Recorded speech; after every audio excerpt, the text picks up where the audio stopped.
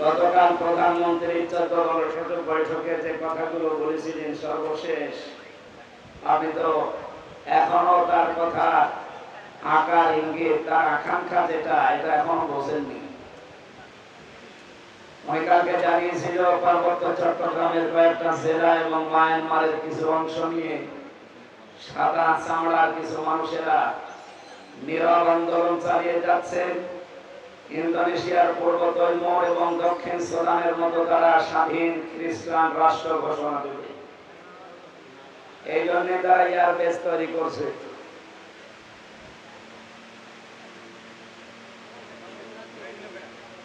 না, ঠিক আছে।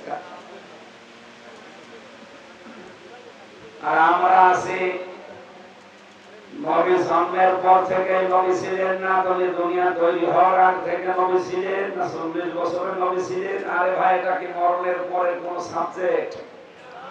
বলেন, উল্টা পাল্টা জিনিসকে আপনি ইস্যু মানিয়ে আজ মানুষের ভেতরে যেটা আরম্ভ করেছে,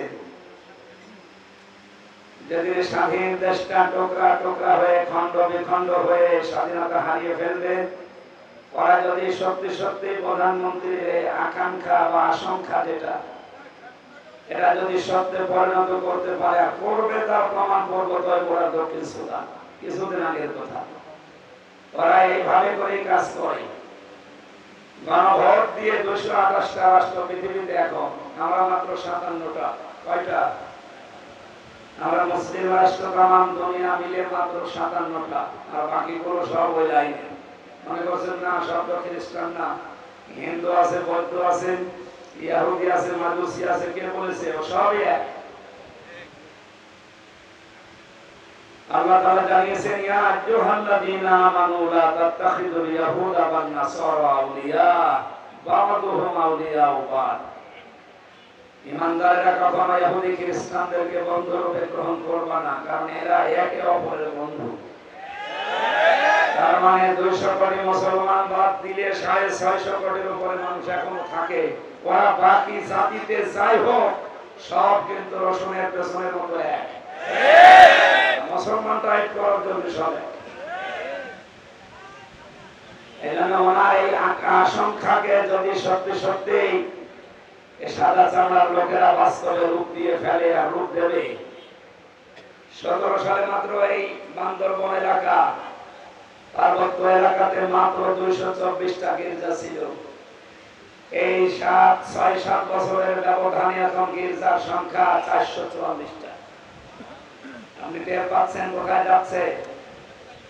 খ্রিস্টান মিশনারি এবং কাদিয়ানীদের এই নীরব আন্দোলনের মাধ্যমে হাজার হাজার মুসলমানেরা, ওদিকে মায়ানমারের কিছু অংশ, যেহেতু ওই লাইনটা পার্বত্য চট্টগ্রাম একটা টার্নিং পয়েন্ট, গুরুত্বপূর্ণ কৌশলগত স্থানটা, এবং শক্ত মজবুত কোন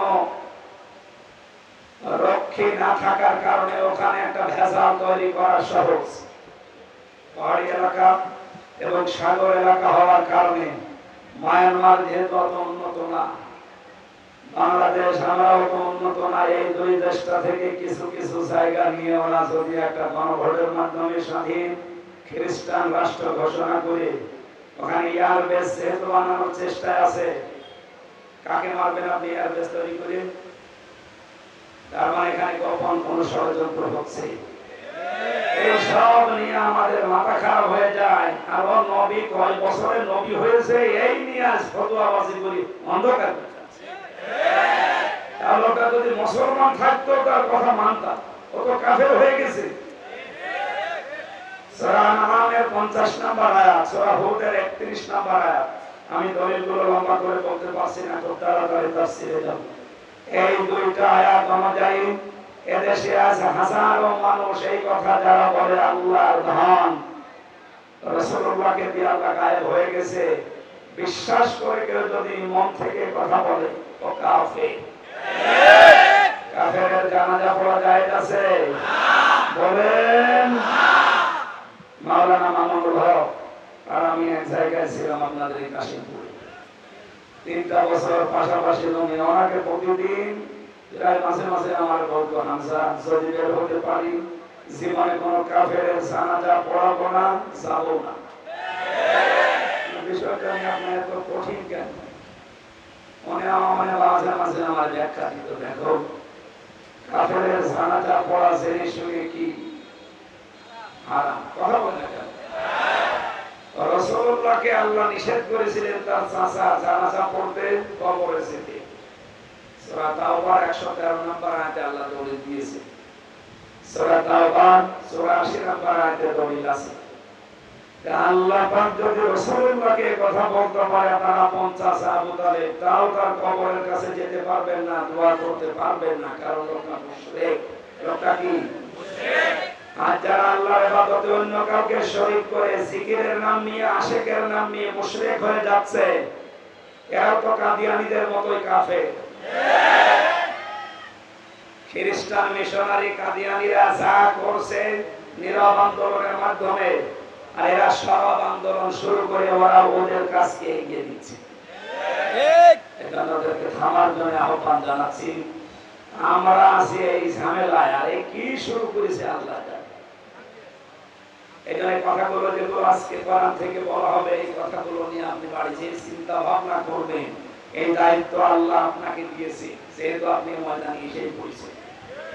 আমার দায়িত্ব সঠিকটা তুলে ধরা, আপনার দায়িত্ব হচ্ছে এই কথাগুলো সঠিকভাবে চিন্তা ভাবনা করে আমল করা। আল্লাহ একটা আমাদের প্র্যাকটিক্যাল লাইফে সেট করার তৌফিক দাও, বলেন আমিন।